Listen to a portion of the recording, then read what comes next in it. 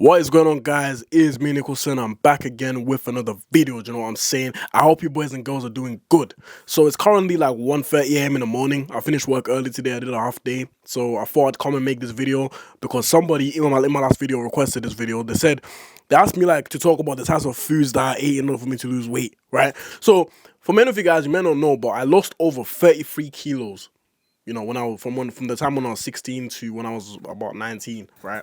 It took me a couple of years to lose all that weight and keep it off, right? And build a decent physique in that time as well, you know? And I've never really talked about the kinds of foods I ate at length. I've always just, talked about here and there, eat this, blah, blah, but like I've never actually gone into a full-on detailed video on what I switched from to what I switched to and how I've managed to sustain the fat loss, right? Sustain the, keeping in good shape and, being muscular and all that good stuff. So if that sounds exciting to you, don't forget to like the video. Don't forget to subscribe if you're new.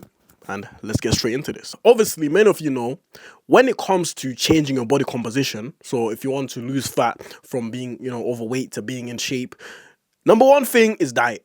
You understand what I'm saying? Number one thing is diet. You cannot out-train a bad diet. You will not out-train a bad diet. It's impossible. For me, it took me a very long time to grasp this concept. I used to always see all of these ripped people online, right? All of these, V-Shred, all these people, right? And I'd be like, wow, like I want to look like them one day, but like, how can I do it? And they always used to give little hints, little tips here and there, but they never gave you the full-on, listen, it's about calories in, calories out, right? That's number one. Calories in, calories out. If you eat more than your body needs, your body's gonna gain weight. If you eat less than your body needs, it's gonna lose weight. It's a simple concept. Does the types of food you eat matter? Yes and no, right? Because like we've just said, calories in, calories out. That technically means you can eat whatever you want and still lose weight, which is true. You can do that and it's worked for many people. However, some foods are better than other foods, right? Especially if you're somebody like me to where you're a foodie and you're obsessed with eating. Like for me, eating was like a coping mechanism for so many things that happened to me in my life. Most of you guys have seen the videos, my bullying, just my past, right? Stuff like that. And I used to use eating as a coping mechanism. So if I just eat anything I want, Mackey's, KFC, all of this junk food, I'm not gonna lose no weight because I'm gonna eat that shit 24/7. But I stumbled across a certain type of food. These are called low calorie dense food. These foods now, it's not like there's anything special about them except they make you feel full for longer. They are low in calories, but they're very dense. They're very voluminous. They're very filling. So I'm going to give you guys a couple of examples in a minute, but I just need to explain to you first how switching from eating conventionally, like what people eat, to eating low calorie dense foods is going to be a big game changer to you. Not only are you not going to be as hungry as you would have been just eating whatever you want, but you're also going to stay full, which is so important when you're trying to lose weight. The hunger pains when you're trying to lose weight are some of the most painful things, some of the worst things you can ever experience in your life. You'll have you questioning, why am I even doing this shit? Why am I even putting myself through this punishment? That's how bad the hunger pains get. Don't even let me get started on how it affects you when you're about to go sleep and, you feel hungry as hell and you're craving pizza and you're like, shit, maybe I should just cheat today. Maybe, By you eating low-calorie dense foods, you're eliminating any chance of you sort of craving these high sugar, high calorie foods, right? Because low calorie dense foods, they may not be the most appealing foods. Don't get it twisted. They may not be the most, oh my God, creme de la creme type of food, right? But they are a type of food that's going to be effective. That's going to give you results. A lot of low calorie dense foods are single ingredient foods, okay? So don't let that word low calorie dense make you feel like this is some complicated scientific shit. It's not, okay? White potatoes, sweet potatoes, white rice, lean mincemeat, chicken breast, white fish, right? These are all examples of low-calorie dense food. You understand what I'm saying? And if you look at them, what's the common theme? These are all single ingredient foods, right? What do we mean by single ingredient foods? That means these foods, they're not overly processed. You're not using too much, ingredients to make them, right?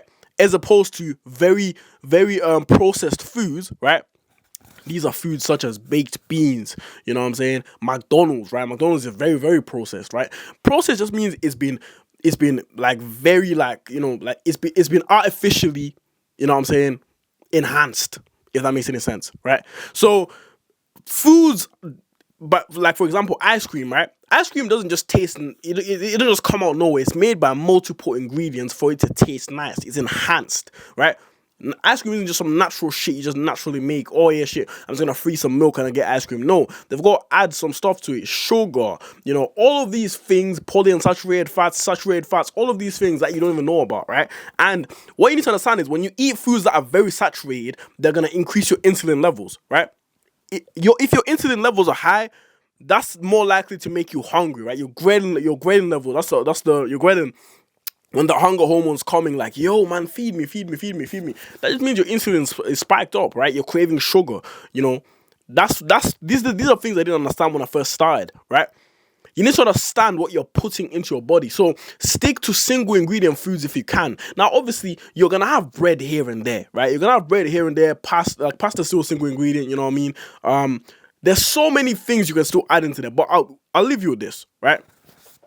The key to losing weight and keeping it off is finding a sustainable approach. Sustainable doesn't mean something which is going to work in 2 weeks. Sustainable means this thing is going to work forever if I need to, right?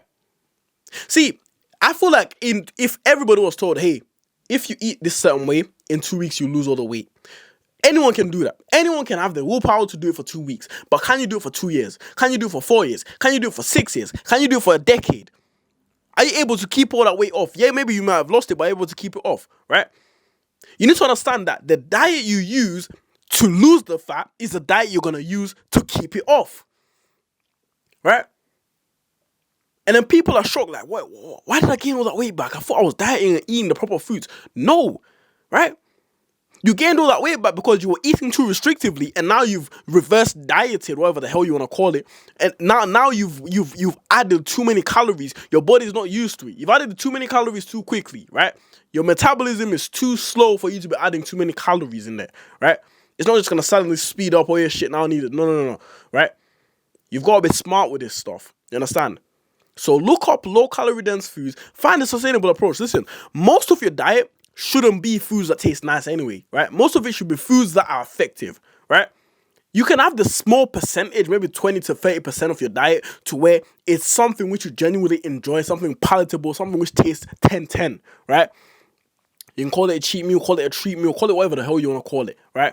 But it's very, very essential to fat loss. You understand what I'm saying? And for me, now, I'm in a phase where I've gone on my first ever bulk. If you guys need some bulking tips as well, let me know in the comments, right? I've gone on my first ever bulk, so I've put on about 10 kilos from when I'd originally lost it, right? So when I originally lost weight, I put on more than 10 kilos. I went down to about 87. Now I'm about 105, right? So I put on almost 20 kilos back.